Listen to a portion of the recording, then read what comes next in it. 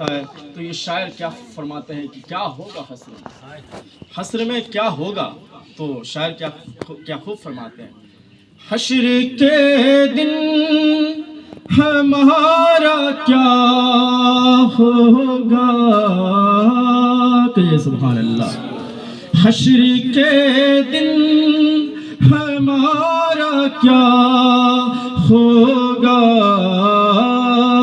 حشر کے دن ہمارا کیا ہوگا، وہ جو چاہیں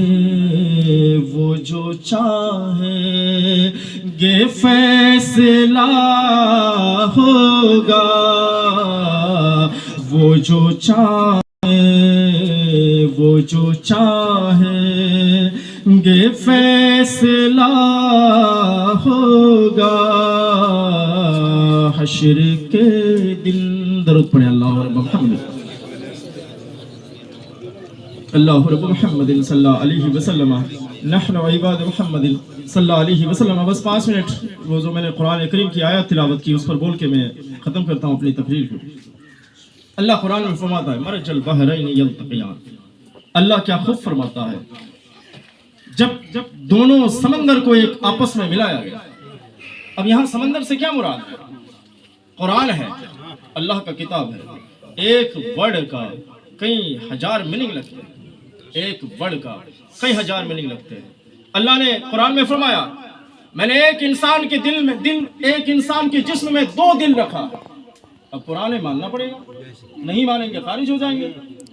جیسے مثال کے طور پر اگر کوئی کہے کہ میں نماز نہیں پڑھتا ہوں، وہ گنہگار ہے۔ اگر کہیں مجھے نماز پڑھنے کی ضرورت نہیں ہے، گیا اسلام سے۔ پوچھ لیجئے علماء سے مسئلہ، کیونکہ وہ قرآن کا انکار کر رہا، وہ اقام الصلاۃ کا انکار کر رہا۔ نہیں پڑھتا ہوں یہ الگ بات ہے، نہیں پڑھوں گا یہ الگ بات ہے۔ تو یہ چھوٹی چھوٹی الفاظ سے بندہ دائرہ اسلام سے خارج ہو جاتا ہے۔ قرآن ہے، قرآن کی ہر چیز پر ایمان رکھنا ضروری ہے۔ اللہ نے کہا قرآن میں جوتینی، ایسی کچھ آیات ہے مولانا عاصم کا، تو اللہ کہتا ہے قرآن میں کہ میں نے ایک جسم میں 2 دل رکھا۔ پوری دنیا کی سائنسدان حیران ہو گئے، پورے مسلمان حیران ہو گئے، یہ کیسے ہو سکتا ہے کہ ایک جسم میں 2 دل؟ لیکن مسلمان ہے، ماننا پڑے گا، قرآن کی ہر چیز پر ایمان رکھنا پڑے گا، ہر آیات پر۔ تو تحقیق علماء نے کیا، ہاں ایک ایسا وقت آتا ہے کہ ایک جسم میں 2 دل ہوتا ہے۔ اب وہ وقت کون سا ہے؟ تو علماء کہتے ہیں جب ماں کے پیٹ میں بچہ ہوتا ہے، جب ماں کے پیٹ میں بچہ ہوتا ہے، وہ بچے کا دل بھی اندر دھڑک رہا ہوتا ہے اور ماں کا دل بھی دھڑک رہا ہوتا ہے۔ یہ قرآن کی ایکیوریسی ہے، یہ قرآن کا فرمان ہے۔ پھر قرآن کہہ رہا ہے مرج البحرین یلتقیان، میں نے 2 سمندر کو ایک آپس میں ملا دیا، 2 سمندر کو ایک آپس میں ملا دیا۔ یہاں 2 سمندر سے کیا مراد ہے؟ 2 سمندر سے کیا مراد ہے؟ تو علماء فرماتے ہیں 2 سمندر سے مراد، ایک سمندر سے مراد مولا علی کی ذات ہے اور ایک سمندر سے مراد سیدہ فاطمہ کی ذات ہے۔ اب یہ دونوں کو آپس میں ملا دیا، اس کا مطلب کیا ہے؟ یہاں سیدہ فاطمہ اور مولا علی کے نکاح کا چرچا کیا جا رہا ہے۔ اس آیات میں مولا علی اور سیدہ فاطمہ کی شادی کا چرچا کیا جا رہا ہے، اور شادی کا چرچا اللہ جس کی شادی کا چرچا قرآن میں کرے، اس باوقار خاندان کی وقار کتنی بلند ہوگی۔ ذرا غور کریں، مولا علی کی شادی سیدہ فاطمہ سے، اب یہ دونوں پر ذرا کمپیریزن کریں، دونوں پر۔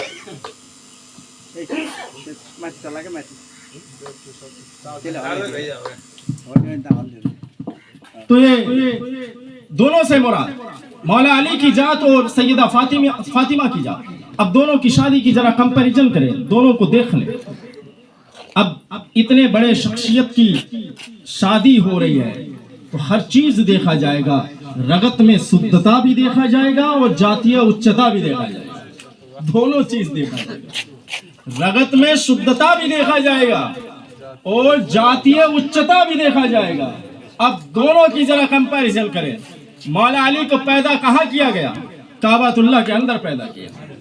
اب ہر چیز کی ایک راج ہوتی ہے، ہر چیز کی ایک راج ہوتی ہے۔ جیسے موسیٰ کلیم اللہ کو کہا گیا تو نہیں دیکھ سکتا، اور موسیٰ نے کہا یا اللہ میں اس کا چہرہ دیکھوں گا جس نے تیرا چہرہ دیکھا ہوگا. تو وہ راز تھا اس وقت، وہ راز کب پورا کیا گیا؟ سفر معراج پہ پورا کیا گیا.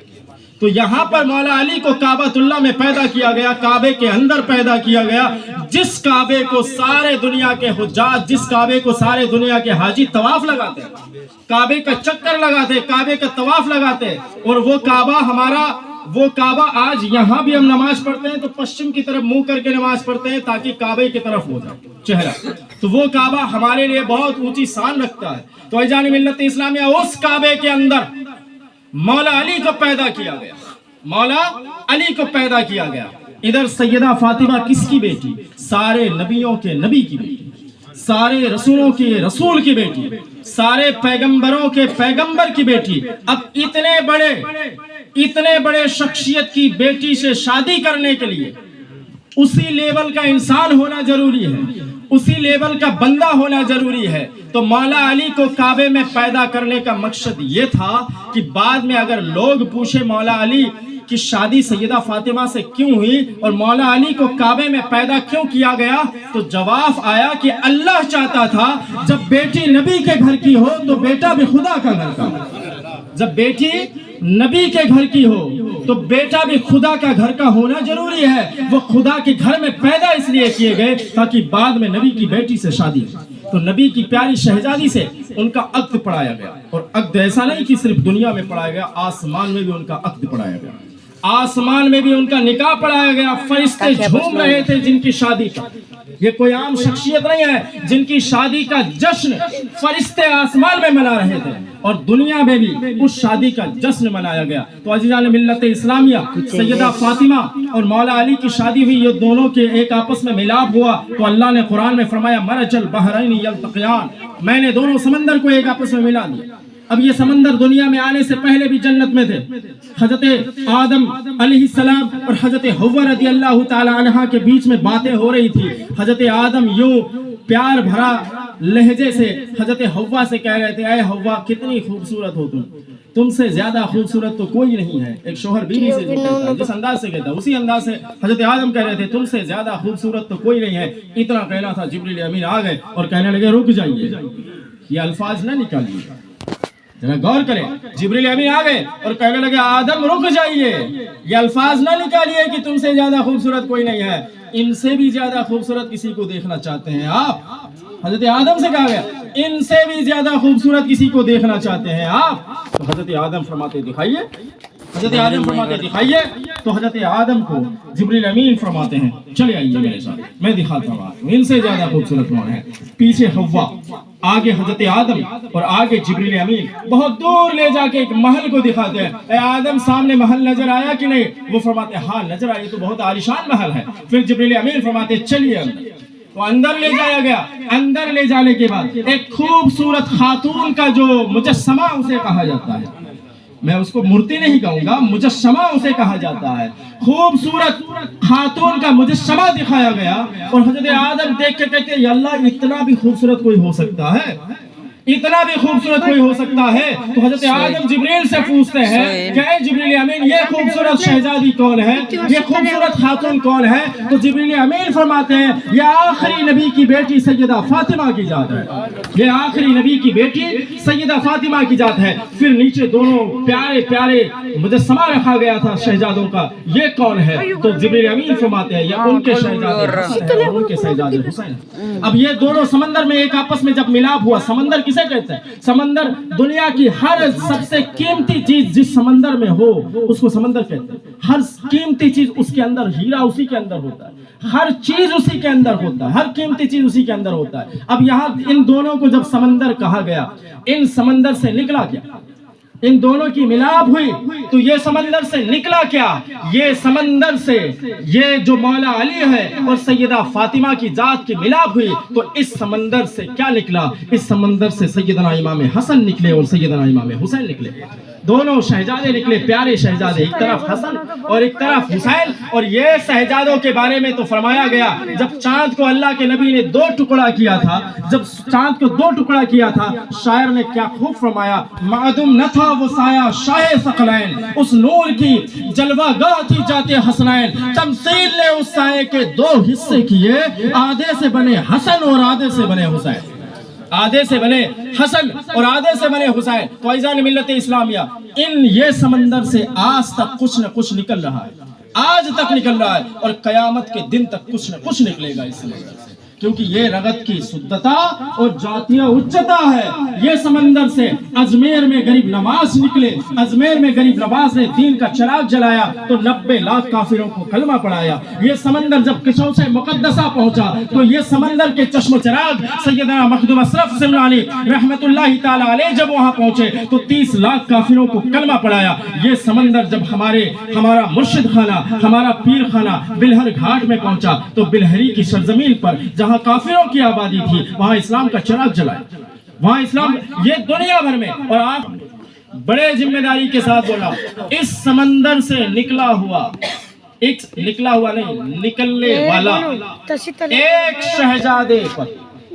شہزادے پر ان کے پیچھے حضرت عیسیٰ علیہ السلام جیسی شخصیت، حضرت عیسیٰ علیہ السلام جیسے نبی، حضرت عیسیٰ علیہ السلام جیسے پیغمبر بھی جب مصلی پہ کھڑے رہیں گے تو کہیں گے پیچھے اس امام کے۔